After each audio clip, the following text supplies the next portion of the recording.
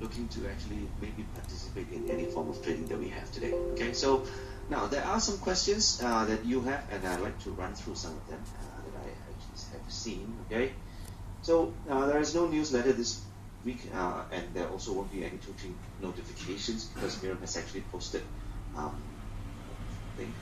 Okay, so let me share with you a message from Miriam. There is nothing. All right, so she is on her way here to Asia, so there is no 2T and there's no newsletter. That's basically it. All right, basically, I hope that answers any questions of anyone. Okay, now Marina, you have a question about the VXO. All right, what is considered high VXO? Now, if you look at the VXO, some of you still ask me this question: where's the VXO? If you go to $ VXO here, you'll be able to see we are at very low ends of the VXO right now. Okay, so anything above 30 is considered extremely high. 20 is a kind of moderate, and if the market does go up, right, it is very low. Like we have right now is about 12 points. Okay, so you can see during the time of the British exit over here, Brexit over here was about 25, relatively not extremely high. Right, last August was even higher than that. We hit about 30-40 points over here. So this is loosely translated to be the implied volatility of the S&P 500, which we talk about. Yeah, so 20 plus is getting a little bit high. Getting closer to 30 is a bit high. So we are in low environments right now and are likely to get lower. So 12.35 is the VXO number that we're looking at today. We have to do this based on Friday's close because there's no number right now. All right, it takes the number that is the ratio of the put options being traded versus the call options being traded on the CBOE. Okay, so that's what the VXO actually is. Okay, so of course we possibly can trade some weekly hedge right now today, TBT or even GDX or even on the FXE. Things look to be back so called in the normal. We'll wait for a few more minutes before the market opens, so we can see what kind of IVs we're looking at. Right? Let me detach the charts. By the way, for those of you who don't know, you can actually detach the charts or detach anything out from TD Ameritrade via this button here called detach. You can leave it out as a window, and it will come out as an attachment over here. Okay, as a window. Okay, so Nicholas, good candidates for weekly hedge. I think your usual suspects over here will still be potentially in play today, right? So if you look at the TBTs, I think they're at 30%, which is about double the VXO, which is kind of what I'm expecting over here. So we should be looking at this TBT over here or the FXE over here. Okay, so let's wait for the market to open for that to happen. So I think we're back in play. It's about 9% over here and over here. Okay. Now, a question over here: can we use the IWM for the weekly hedge? I am not saying that you cannot, but I don't see why not. Right? I really don't see why not. It is pretty pricey for what I can see here. Okay, and what I can say is this. Okay, Joanne over here is that you can use the IWM for weekly hedge candidate. Definitely, you definitely can. All right. But test it out using your virtual trades, okay? Test it out using your virtual trading, okay? And see what happens after a few weeks. It might work. If it does work, it's pretty good, okay? It has plenty of options. It has plenty of open interest, as this is actually tracking the Russell 2000 stocks. You have definitely lots of potential over here if it does is a good mover, okay? Now, as to whether it's a good mover, usually what I sometimes do is this. I go to the charts over here, okay, and I launch the chart. And what I do is that I hide my studies, okay, and I launch a weekly chart. What does this mean is that every bar right now is a week of time. So it shows me the range of how this trade has done, okay? And I can see that from the past few weeks, the IWM, okay, if you pay attention to this R here, okay? Pay attention to this R here, okay? This R is the range between the high and the low of the week. So this particular trade last week moved about $4, previous week moved about 7, okay? The week before that 5, and then we have 3, and the week here it moved about 3, okay? So previous week moved about 4, okay? I want to see when the market opens, how much am I paying for in this particular trade. I find that if you don't do any calculations, this is one of the quickest ways to see how much this particular index can move, right? So if you're paying a certain amount. Now, I want to give you some numbers for those of you who are more familiar with the FXE. You're going to enter the FXE this week somewhere around 90 cents to a dollar. Okay, 90 cents to a dollar. And to find out in the last few weeks, how did the FXE move? Of course, with the events that unfolded, I think it is a huge mover, okay?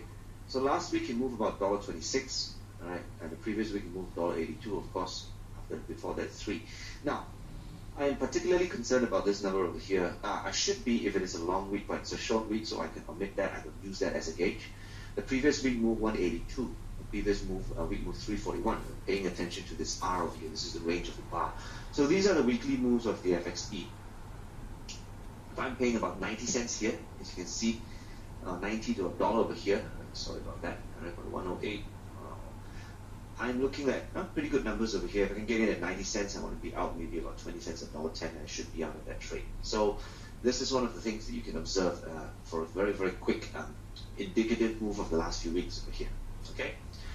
Now, so that's so much about the weekly hedge. I want to get to also gold, which some of you are asking.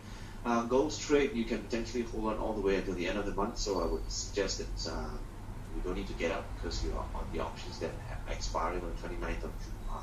Okay, so if you look at gold, okay, we are sort of at the price, or we should be on these. You should be on these options here, which has about another 18 days to go. You can hang on to it for a week or a little bit more. Right? You should hang on to that. Right? I'll ask Miriam how you should manage this particular trade over here, particularly gold. Okay, so I want to now actually look at gold's chart right now. Okay, look at gold's chart right now. Okay, I think it's back to its original start point if I'm not wrong. Pretty close actually at 130. Okay, so I want to share with you the months that did go. Okay, January, not bad. Okay, that lines them up there. Okay, January, not bad. I drew the lines to denote the start of the trade that we took. Okay, and February was pretty good. Okay, so March didn't work out too well. All right, so and then April and May we decided not to do it. Okay, June was pretty good. Okay, June was pretty good. Okay, June was pretty good. And you can see here. Let's zoom into the relevant months over here. These are the daily charts over here. Okay, January I was lucky. I was up here straight away. Okay, February I was out a little bit premature. My trade was from here till about here, and eventually it went here. Some of you actually did better than me. Okay, June again my trade ended somewhere here. Some of you actually held it up for the next few days and got a good one out of it. Okay, so in July. Okay, in July we are here. Okay, and it looks to be a little bit stagnant at 129.5 right now, not really headed anywhere. So if it does make, I would say we can still carry on for this one, definitely. Okay, so chart's a bit wonky because the market just opened and they look to refresh the numbers over here. We will let the market settle down for a little bit before we actually take a look into more numbers. Okay, so right, let's wait for the numbers in gold. Okay, sorry, in the options. Okay, the charts are back up here right now. Okay, so we're back here. Nothing is really happening. We've been in the trade for 1, 2, 3, 4, 5 trading days. So nothing to see, nothing to do in this particular case. Okay, good. Now, a few things about TD Ameritrade. All right, there might be some interesting developments for you guys over here. They are looking to actually accept accounts for a few more countries, but without MAS, the Monetary Authority of Singapore's approval, they are unable to do it. But they are trying to do that because they have actually contacted us about. We gave them some views, some reviews, and feedback of the trading systems and all that. So, and it's good to go. As and when information is available, we will reveal that to you. And of course, with regards to TD Ameritrade.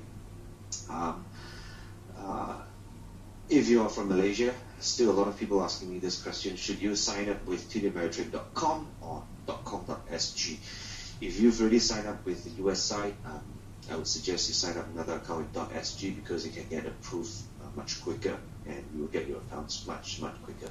And of course, if you drop them an email, even though you have said that you have signed up through Wealth Mentors, just drop them an email. They want to verify that you are actually a student of Wealth Mentors. So just send them an email and you will get the preferred rate of commissions for trading with them. Okay, so that's all I can say. Now, another pretty interesting development, this is straight from TD Ameritrade over here, is that scheduled end of July or start of August for Singaporeans, they are looking and working on, and in the words of the directors over here, they will be looking to accept Singapore dollar checks for funding. So that would be something that is exciting for you guys. It means that they are able to you're able to go up to their office with a Singapore dollar denominated check. They will clear it for you and they will fund your account straight with US dollars. So it actually saves you a little bit in funding fees because they collect Singapore dollars upfront and transfer US dollars to you from their US account direct. So this is something that they are looking to do. I forgot the start date, but they did say it's end of July, start of that's it, start of July. Okay, that's it. Okay. All right. Thanks for the information over here. Someone said you are now in. Those of you who are foreigners and are living in Singapore for whatever reason, as long as you're a resident here, okay, and as long as you're a resident in Singapore, all right, or Malaysia right now, and just news over here. Nafis, thank you very much for that. And open with Singapore, just open with Singapore. It's a little less hassle for them to transfer everything, so just do that, okay? So it's easier, okay, definitely easier. Okay, question about what IAE trade, okay? Now, before I go into IAE, a little bit more administrative stuff about TD Ameritrade. Angela, transfer of your accounts, you can actually do it just TT transfer to, they will give you when you open the account, they will give you information on how to do that exactly, okay? So the easiest way remains to TT your account straight into US over here and approach their staff. They have a lot of people now helping on the help desk to do so. Okay. Now, I want to move on to an IAE trade, which many of you participated, especially as a paper trade, myself included. Okay. I tested this IAE trade over here. Okay. I don't know if it's moving much for you or not, but at this point in time, you've been in the trade for almost close to 2 months right now, 1.5, 2 months. It moved a bit, but not really enough. I would say just take it out. Okay, I would say just take it out over here. Let me just take a look. Who is it over here? Jerry? Is that Jerry? Okay, Jerry, can you give me your numbers over here? All right. The other one is about Apple. I would say Apple. I would also take out Apple if this is the case. Okay. It starts to have some life right now, but I would take it out. I don't think it's headed anywhere serious right now. I've been in the trade for 2 months. I would take it out. Okay, for both of it. Okay, so that would be the case. Can you if you can type in the question box for Catherine and for the cost that you bought it and what is the price it is right now, because I took out my virtual trading VMC already to actually see what I can do with it. Okay, with the capital for something else. This is the management. Okay, the money management rules dictate that. Now, I am going to look at FXE. Okay, FXE here. Okay, FXE. 8% of IV entering the trade right now at 89 cents, about 90 cents exactly. Okay, and if the trade does move about $1.80 to $2 in the course of the next week, all right, it looks to be pretty good. IV level is low. You can get in the trade right now. The spreads are low. I would target about 20% and be out. Okay. As for the TBTs over here, what I want to do for the TBTs is this. The TBTs, I want to see their weekly moves. All right, let's hit the TBT on the weekly chart here. Last week about $1.28, previous week $1.38. It moves about $1.30 to $2, except the week over here, 80 cents over here. If I look at TBTs right now, it costs about 80 cents. I would prefer the FXE over the TBTs, but interesting to note that the entry is about 80 cents as well. and it's about $1.20 move. I would prefer FXT over the TPT, so that's my personal preference, and that's it. Okay. Again, I will say this. Okay. I don't openly encourage you to trade stocks with the weekly hedge style of trading, but Baidu has been kind to me for a while. I've been targeting only about 10-15% profit, and it's been doing that pretty well right now. I want to see how much it costs this week, right? And wow, okay, it is a good price over here. A little bit of a lopsidedness in the price. It's 162.7, okay, but I would prefer Baidu to have a dollar spread, but it is too far away from.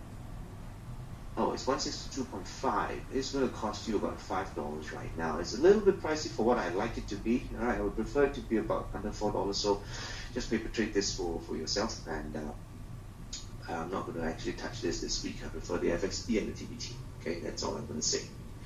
Again, for those of you who just joined us over here, there's no 2T trade today or no newsletter because Miriam is on her way to Asia. Okay. Now let me see if there are any further questions that you